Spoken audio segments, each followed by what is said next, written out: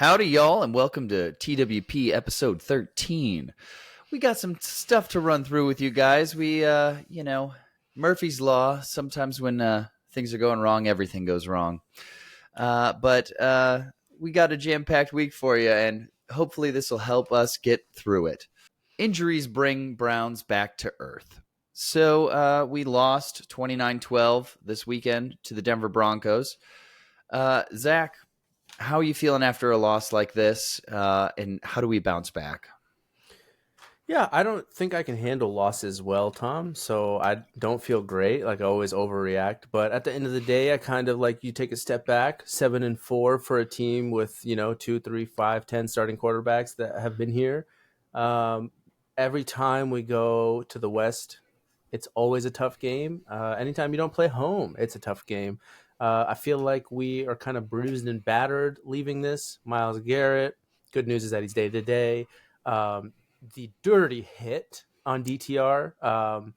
So I don't feel good. How do we bounce back? How do we bounce back? We get this dub. If we get this dub and we're 8-4, we forget every single thing that happens, right? Yeah, I think so. I mean, it was a tough week. But I will say, I think it's important to mention that I genuinely felt like we were making the comeback until DTR got knocked out of the game in the third quarter. And yeah, he got helmet-to-helmet hit. There's no way about it. For a helmet-to-helmet hit, it didn't look super dirty, but then you see a picture of his face. His mouth is bleeding, and it was full speed helmet-to-helmet. So there's not much you can do about that. He gets knocked out of the game, and PJ Walker comes in, and whatever special sauce he had during our 2 wins, he was completely dry of. And then the injuries piled up. I mean, we're already missing Denzel, and we felt that. We're going to get into that. Cooper went down, Garrett went down, and like you said, those last two are day-to-day, but yeah, it started to feel like, oh, is this the beginning of the end? Like, if Myles went down for the rest of the year, the season's over. I think we can say that. Oh, yeah. Well, and it's like, what else are we going to look forward to if Myles is down? I feel like the defense and Myles becoming DPOY is just such a big, nice storyline that we've been hammering in. If you smash that button, you'll know, and we're not there, and so it kind of feels bad. I quickly want to mention that the head coach of the Denver Broncos is Sean Payton. Sean Payton, kill the head and the body will die. He told Greg Williams to say that in the Saints. Sean Payton and now coaches the Broncos, a 4-game suspension for the last hit that they did. I forget the guy's name, but the last game they played, they issued a 4-game suspension for a dirty hit. And then we see another dirty hit from a guy that was in charge of Bounty Gate. That's all I want to say. You can connect the dots over there. Yeah, Sean Payton, he's a master of looking the other way. But yeah, I mean, this Broncos team played physical. It was a crazy environment. You could tell it was super loud there, and they were coming off 4 wins. They're finally seeing their return on investment with Russell Wilson, which, as a team that gave up everything for a quarterback, it's nice to see that finally for them, I guess, just to say that hopefully some things will happen for us with DW4, but oh man, I don't know. It was a tough game. It was kind of an easy one to turn off early near the end there. Yeah, are you making me tell them what I did, or we're no? Gonna cut this out? I mean, okay. You can share what you did. I turned it off early. My friends were all like, "Hey, let's go play video games," and I was like, "Okay, bye," and just hung up. So that's what I did. I literally. I had to go on a walk. I have a bad ankle. My ankle was really hurting me. And I said, screw it. Like I'm outside of my flip flops with like half of a jacket on. It's raining. And I'm like, where can I walk and get cigarettes? Like, I just need to think about my life. So then I was like, why does sports have this effect on my brain? I went through a whole existential thing, came back, and then watched the Cavs win. So it felt okay. It felt like I was literally washing the things down. And Tom, similar to, DTR comes out, right? And he's winking. So we think, oh, he comes in, he winks, the next drive, he's dead almost. And we have this guy called Joe Flacco. Do you want to see Joe Flacco? Is it Flacco time, my brother? At least for this week, I think I'm ready to see Joe Flacco. Yeah, DTR got rocked. And I don't know. He played well, but I think he gets to walk away from that saying like I was playing well and I might have still won that game. But I don't want him to rush back. Gosh, like there's no need to. I mean, this does. I wouldn't say this is a must-win game. It's all about health at this point. Like we could win this game and then find out somebody's hurt, just like we did the Ravens game, and it ultimately doesn't matter. So I think Joe Flacco would bring some stability. I think it would change Kevin's play calling, though. What do you think about that? I think it would change like a couple plays maybe that he has on his play calling sheet, but if you think about the offense right now, it's a lot of RPO, it's a lot of, 2-yard out routes, it's a lot of get in the rhythm quarterback and let us run it down the throats if we can. And I honestly think Kevin feels more confident with Joe Flacco just in terms of reading the defense.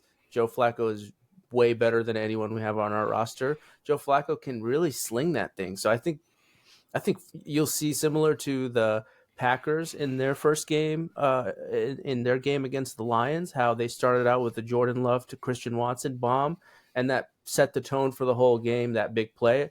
I think when you have a guy like Joe Flacco, I think Kevin is more open to that kind of thing just based off his thing. And the last thing I'll say about Joe Flacco, I think it's Joe Flacco time, baby. Check that thing.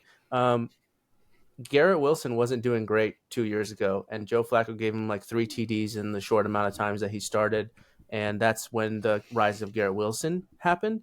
That was only 2 years ago. So he's not Matt Ryan. He's Joe Flacco. I think there's something in there, and why the heck not? Yeah, I think he'll get to kind of pull out the Jacoby Brissett playbook a little bit more, whatever that means. A lot of quick stuff. But yeah, I agree. I think he can read defenses probably better than any quarterback on our roster. And yeah, maybe we could see him connect with Elijah Moore. He played with Elijah Moore a bit, so they should already have chemistry. We saw Tillman come out last game, and I hope that he could continue to pull as much as he can out of the rookie. But yeah, I think Joe Flacco could bring some stability to this team, and that's the most positive thing I could say about it. I do want Dorian to come back in if he's healthy later in the year, but at the same time, like we're already on borrowed time or whatever. Like we don't have our starting quarterback, we don't have our superstar running back. Like ride the hot hand, do whatever you can to get to the playoffs and play spoiler. And I think that's just what you have to hope for with somebody like Joe Flacco, that he's got some special sauce left over. Real quick, is PJ Walker an NFL caliber quarterback? After the year ends, does PJ Walker ever find another starting position in the NFL?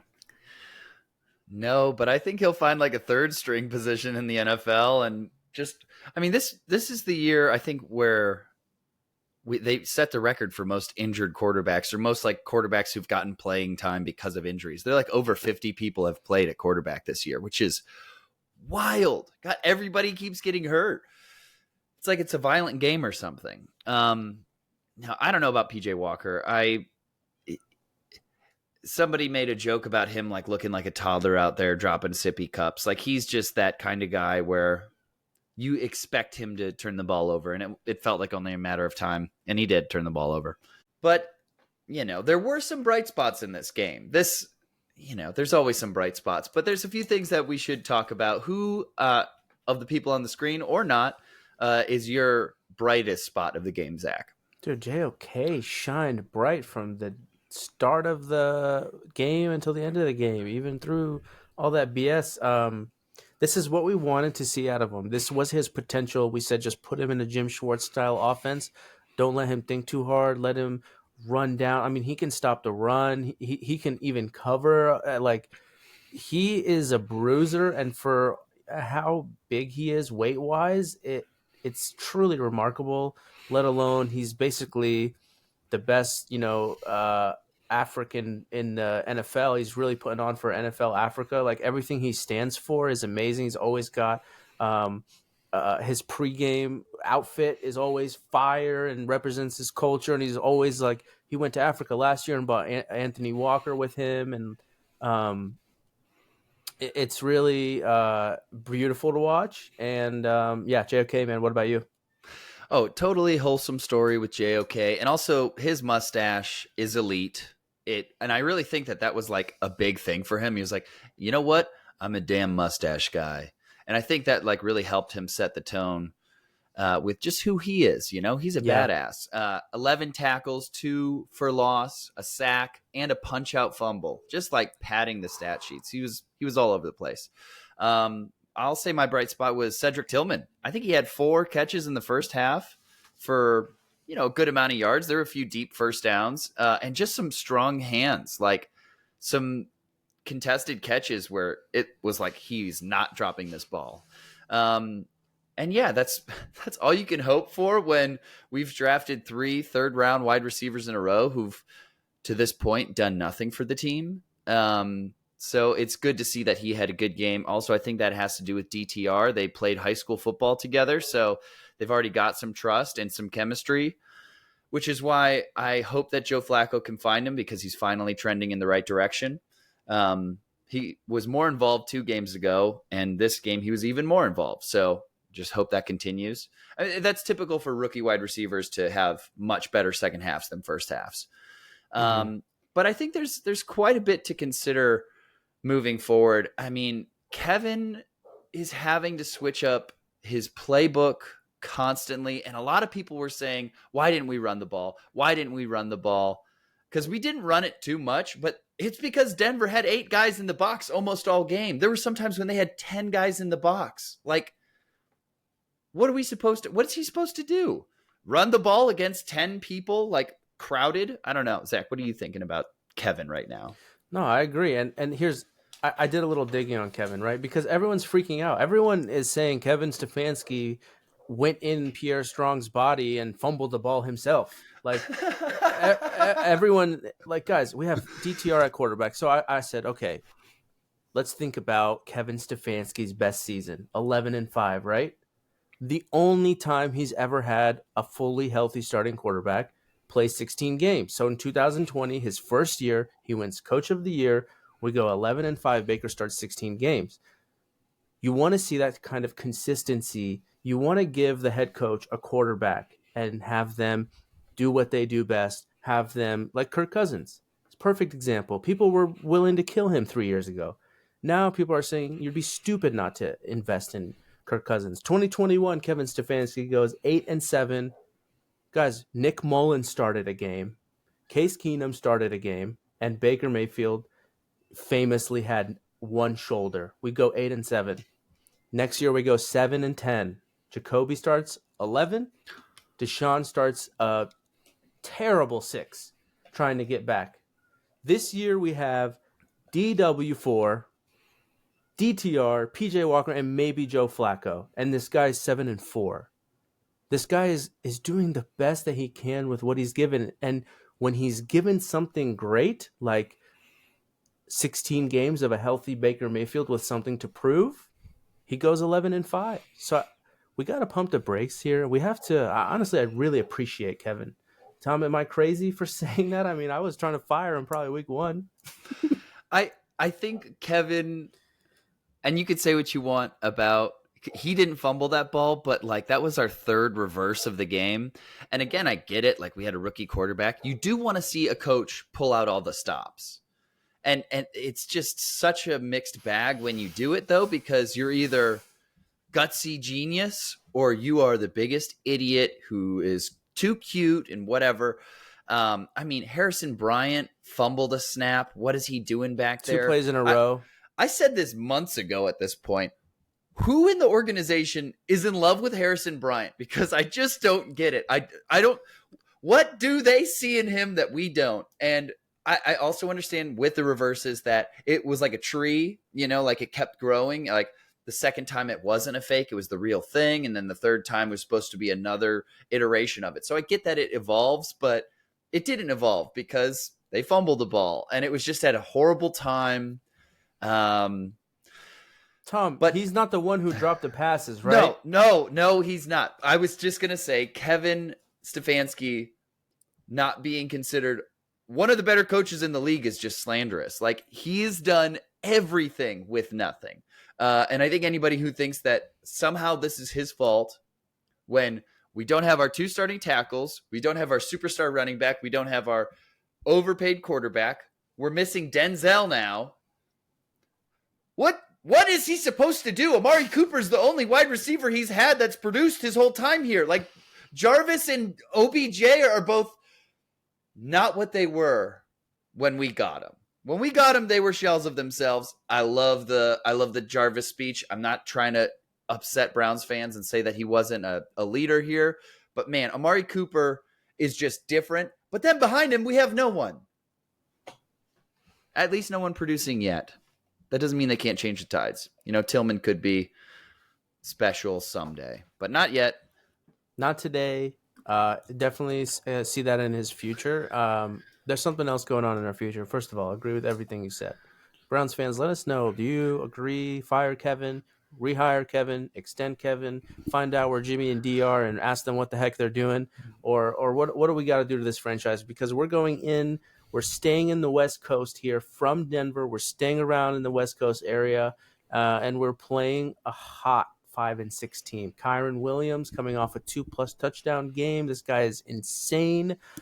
He's healthy as of last week. Trending in the right direction is Puka and Cooper, and as well as Matthew Stafford. So, Tom, what are your thoughts on this game? And do you think it benefits us to stay around in the West Coast? A lot of people are talking about that. Yeah, maybe. I don't know.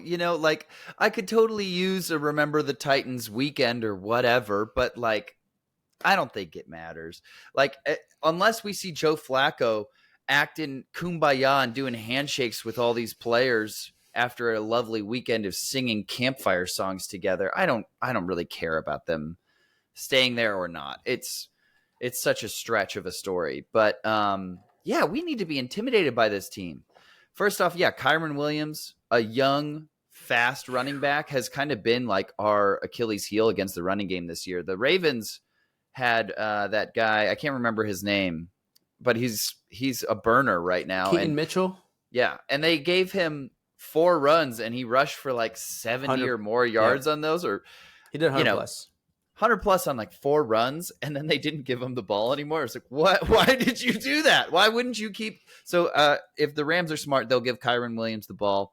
The other thing is Greg Newsome kind of got cooked last game from start to finish. He got kind of exposed as a guy who is at best a nickel or a third corner, and he's really good at that role. That's a valuable role. It's an important role when you have a good secondary, but he's not a full game man-to-man lockdown corner. He's just not. No. Cortland Sutton off a torn ACL made him look like an 8th grader. There were points when he was in no man's land, and now we're going up against the hottest young receiver in football and Cooper Kupp, a Triple Crown winner. So I'm pretty damn nervous. If Stafford's healthy and these guys are cooking, they could. I mean, they put up 37 last week or something like that, right? Yeah, they did, and arguably they have better receivers, better running backs, a better interior line on the defense, and we are the most bruised and battered we've ever been, and it sucks. We say that every week because it's genuinely true. We lose a quarterback, we lose a running back, we lose a Denzel Ward. Greg Newsome had a tough job. Greg Newsome, the way Jim Schwartz plays, he just plugged and chugged and said, "You do this." Greg Newsome was lost. I think I was telling you, looked like sometimes he was playing cover 3, everyone's playing man, and he's just not in sync. Last thing about Greg Newsome, he brought out the boombox against the Niners, and we beat the Niners, right? And he riles everyone up, which is a Debo thing. We can all agree on that. He keeps bringing out the boombox. Greg Newsome, please give it to somebody who's way better than you. And no give offense, JOK the boombox. Give JOK the boombox, because having our player bring out a boombox, go all hype, and then get cooked on every single gosh darn route is not a good look for our franchise. Yeah, it's cool until it's not, and it's officially not after the week he had. I mean, we can beat this team. We absolutely can. Our defense can shut them down, but this is a high-powered offense. They're not a fully complete defense, but they do have some stars. They still have Aaron Donald. Yeah, man. They put up 37 last week, and we've only put up 30 points one time, I think, this whole year. So, our defense needs to show up and show out. And one thing I would love to see just from the whole squad is not a slow start. I feel like we start every game down 7-0 or down 14-0, and then we decide to start playing hard. And for the second and third quarter, we're like unbelievable. But the first quarter, we are so bad. Why are we so bad in the first quarter?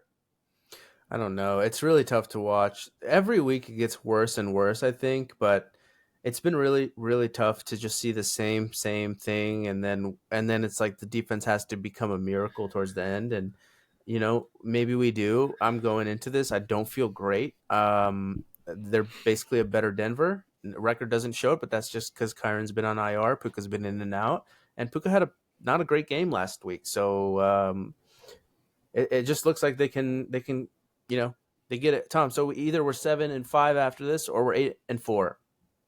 Should we feel good about both of those records? Well, if we're 7-5 and then we're going back home against Jacksonville, that's a pretty scary game. We could be 7-6 before we know it. I don't know, man. It's tough. Like, you don't want to give up on this season, and I'm not floating that idea out there at all. But you can just see the roadmap to how things fall apart. And it's tough. I mean, I was feeling so confident after that Steelers win, but I mean, we just had the injury bug last week, and that's just luck at that point. Like, there's nothing you can do about people going down.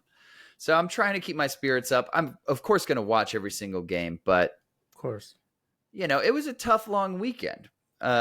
We also had Ohio State lose to Michigan. Michigan completes the three-peat, 3 wins in a row against Ohio State. You had said some things about Ryan Day maybe needing to get fired if we didn't beat Michigan. And also, this is why I've said I don't like college football. It feels like this might be a wash of a season. So do you think the season's over? And do you think that Ryan Day should be fired?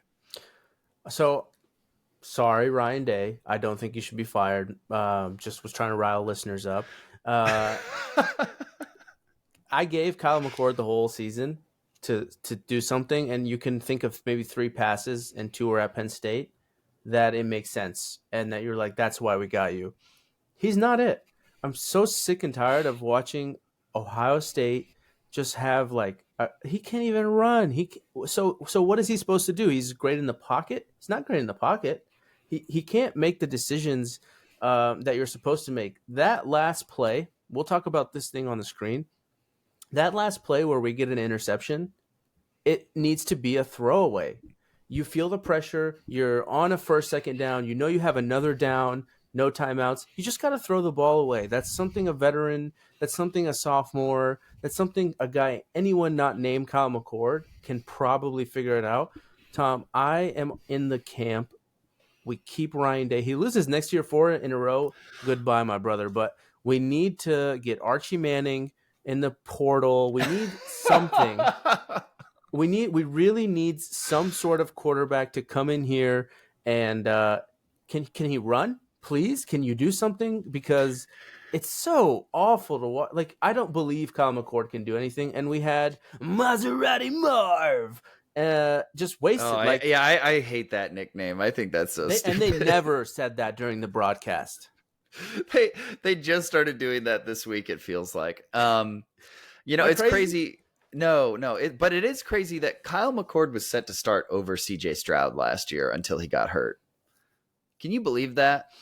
CJ Stroud might win not only Rookie of the Year, but MVP of the NFL, and Kyle McCord almost beat him out last year. His mom must be hot. That's awesome. Shout out Kyle McCord's mom. Dude, I don't know about Kyle McCord. Problem with him, it seems to be just like every third ball is just like a wild miss. Like, not like, oh, that was a little bit underthrow or a little bit behind him or something like that. Just like not even in the wheelhouse. And Marvin Harrison Jr. is open all the time. Every time. We also have a ton of talent on this team. Fleming, you've got Ibuka, you've got Cade Stover at tight end. Like, these guys should all be like cooking this year. They should all have a bunch of touchdowns and yards, and I just don't feel like anything has been gaudy about our offense, which has not been the case for the last so many years. So I don't know about McCord, but I will say, like, that pick, that wasn't that bad. He got hit while he was throwing it. Yeah, he probably should have thrown it away. We had time, but he's literally a play away from the comeback against Michigan in Michigan. You're supposed to feel the pressure, and he was in the pocket for a long time, like way long to do that, and then he's gonna have to clock it. Like, it's stupid. It's like, let me get it over with and like try to hook up with a girl in the dorms. Yeah, I'm gonna have to rewatch the tape, see how long he really held it for. But now I don't know, man. He's not been an X factor at all this year. There haven't been any games where I was like, wow, he really made a difference. So fire Ryan Day or what? No, keep Ryan Day and probably keep McCord, and that's just the reality. Just the reality. Unless we go out and get a 5-star who's like ready to go. Arch. Let's go and make the play for Arch. We had Quinn Ewers and we didn't play him, and he went to Texas. Like, I don't know. I think Ryan Day knows Kyle McCord, and he's going to give him another year. Which, like, I mean, it's crazy. Kyle McCord's stats are like better than Joe Burrow's stats his junior year, and that's just true. Look him up. We play his stats this year. No one plays anyone. It's college football. I know. It's 10 cakewalks and then one rivalry game. It's the most boring shit ever. Yeah, that's true. But that's true. Okay. So can we still make the playoffs, Tom? Well, yeah, we can. It's unlikely, but it's possible. I think it's mainly like a Pac-12 team's going to get in. I think that's just for sure guaranteed. So the 4th spot is either Texas or Florida State. And Florida State lost their quarterback, so they could lose. And Texas has had some very questionable wins. They barely beat Kansas. There's been some other games that they should have waxed people and barely won. So both of those teams could lose, and we could sneak into the playoff like we did last year.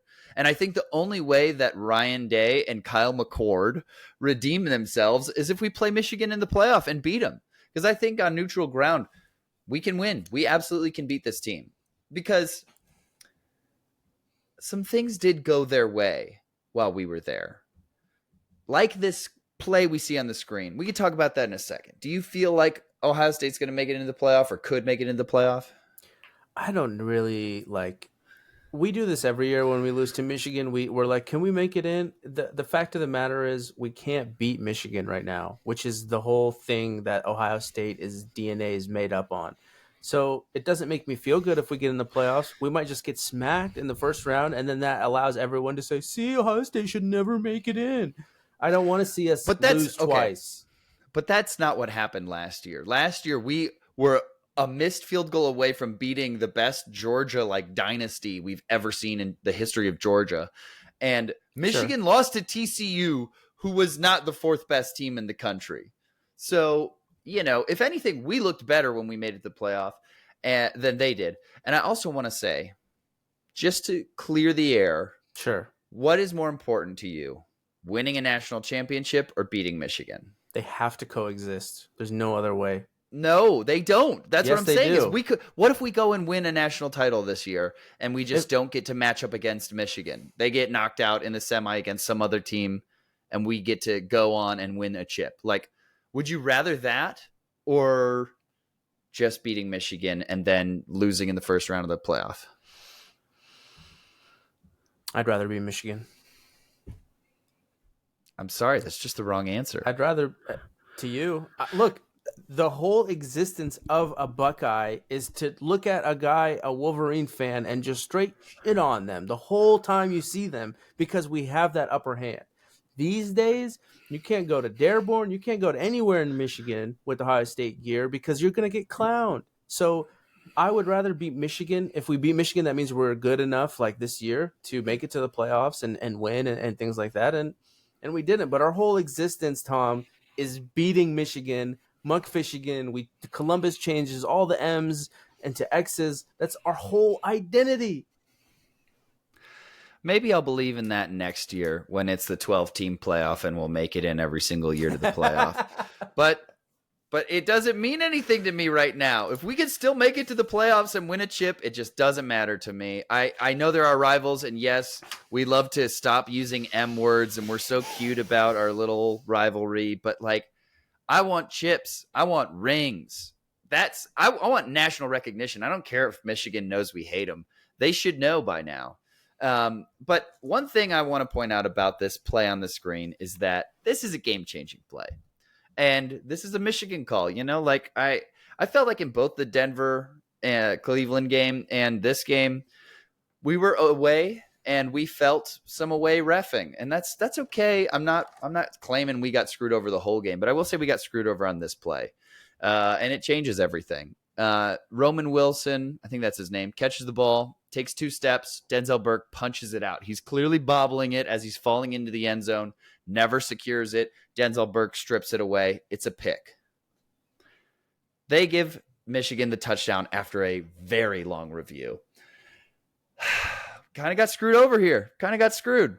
What do you think? Yeah, no, we got screwed, and I get it. The producer, I understand he wants us to move along, but this is important. Like, give us some time. We got screwed here. We need to make a field goal. We make that field goal, we don't even worry about this play. I don't think a game really comes down to one play. You have the whole game to make up for it, and the plays before and the plays after. But the homer in me is like, we need to investigate this. We need to figure out what's going on. But Michigan, they had every single thing to root for. Oh, they hate us. They blah, blah, blah. It's us against the world. Like, and we didn't match that energy. And I think that's exactly what you saw on the field. I agree. Ultimately, I do think that they deserve to win this game, but we're a play away from winning this game. Yeah. We were in this. We were in this, and we were fighting them back in their house. And Kyle McCord showed some grit, but he threw a pick at the last second when he got hit. So it was a good game, and it sucks to lose. But let's move along. Move along. We're going and talking about the Cavs. This is the portion where, this is a very important time right now in Cleveland history. We have Donovan Mitchell. He's coming off an injury. He's not passing the eye test. Tom, is Donovan fitting in? Will he fit in? I mean, the last 4 games, the start has just been so mediocre. It's kind of like, what are we supposed to look forward to? You know how I feel about this. I am 1 foot out the door on Donovan Mitchell. He came back after the Heat game, and we were 8-7, and he played in this game against the Lakers, and he just like played his way again, and he had a good game, but he missed 2 like forced mid-range shots to basically seal the Lakers win. And I'm sorry, man. After that, we play this Raptors team. That's a tough team, and we're in Toronto.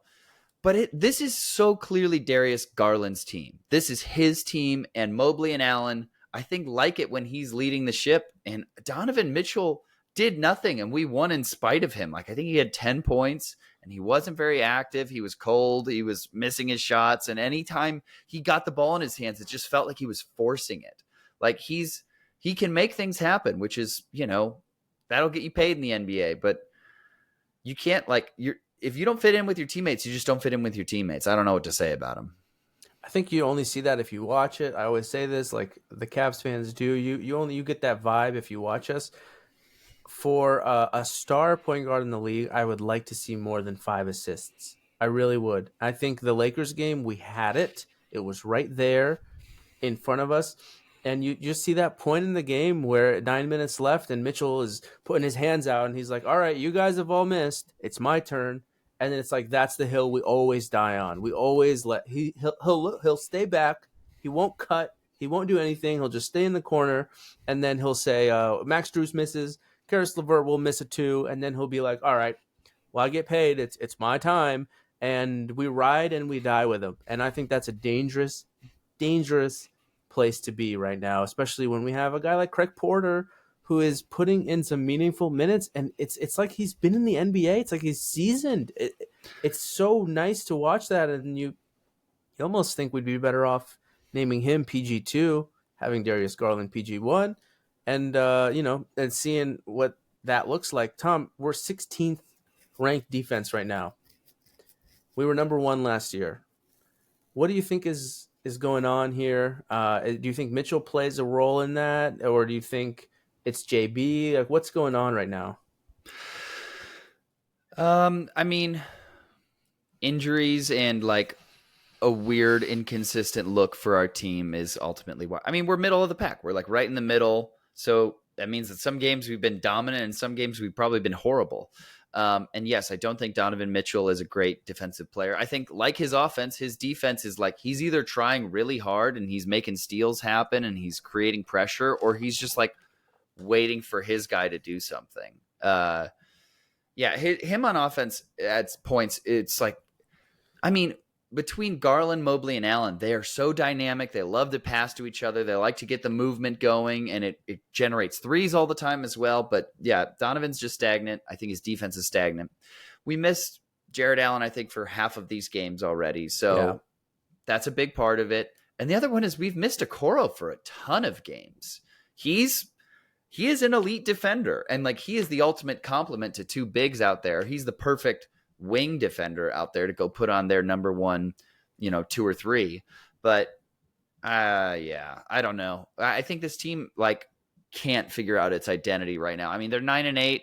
They've beaten like really good teams, and they've lost to really bad teams. So there's no ceiling, there's no floor, and wow, I sound like so negative about them. I'm just like, I have such high hopes for this team and their potential and stuff, and I'm just not really seeing it right now. And I guess JB Bickerstaff deserves some blame.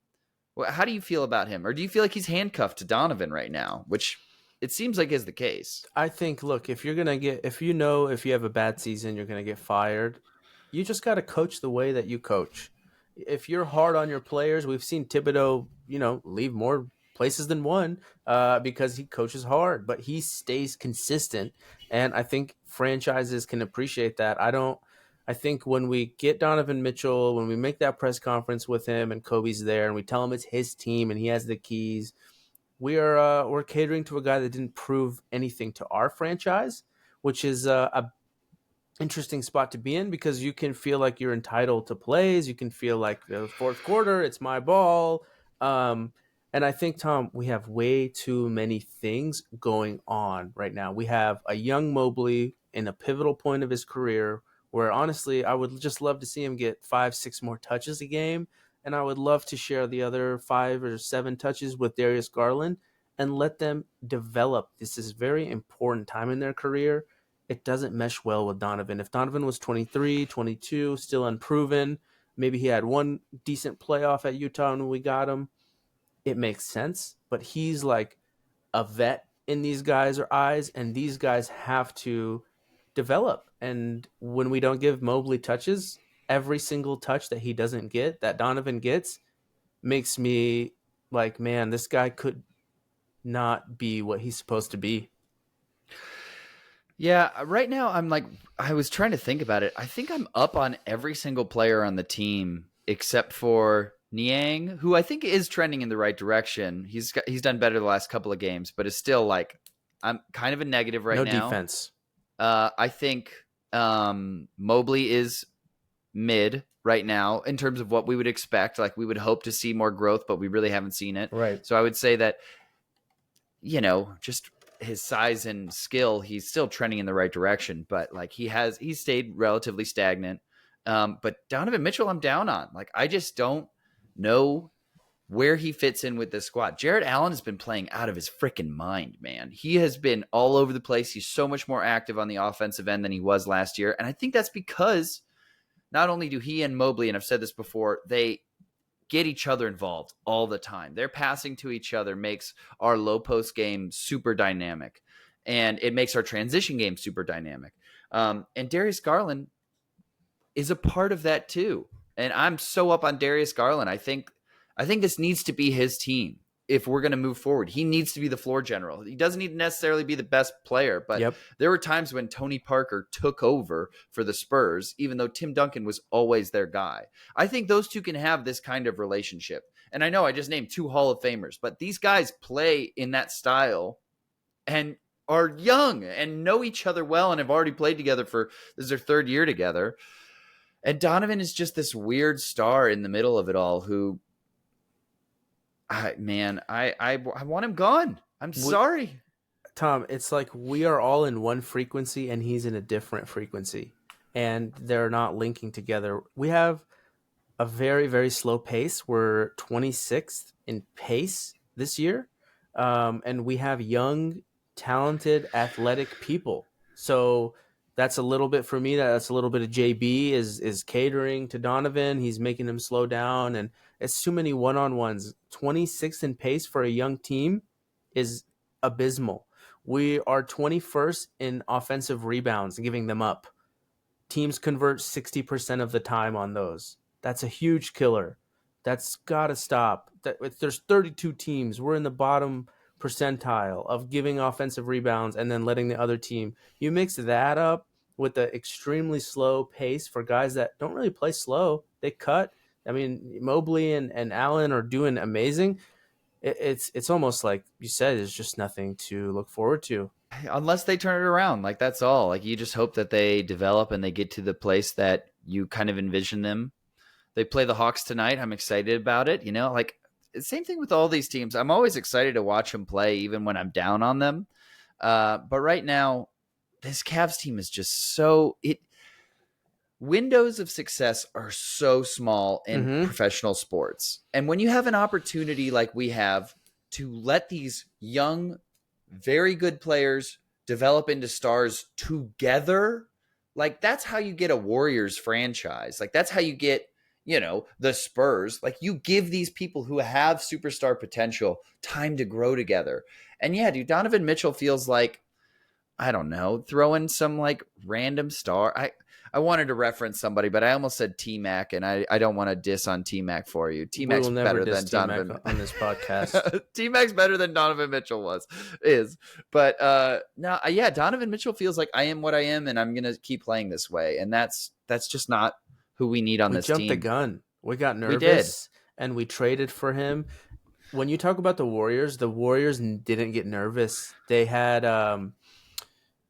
They changed the head coach, though. They fired Mark Jackson and they got Steve Kerr. But who was the point guard before Steph?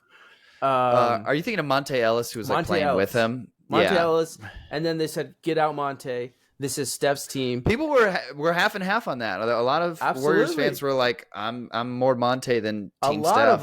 A lot of them were like that, but they kept it. They said, trust the process. We know Steph could be something, which I wish we did with Darius Garland. And what did they do when they made that big move? When they added a guy, they added Harrison Barnes, who really helped them. But they also, when they made that KD move, they were established. It was very much, you come and you play with us. We said, like, Donovan, come. We're thirsty for hunger. We're thirsty to win. We'll play with you. And I think that's an extremely, extremely negative dynamic with a guy like Donovan Mitchell. But there's been some bright spots that has happened the last. There's a couple players that have been playing lights out. So yeah, Imani Bates is averaging 25 points per game, and in 3 games, he's killing the G League right now. That's something that I think is exciting. Just something worth mentioning. And Isaiah Mobley's playing great too.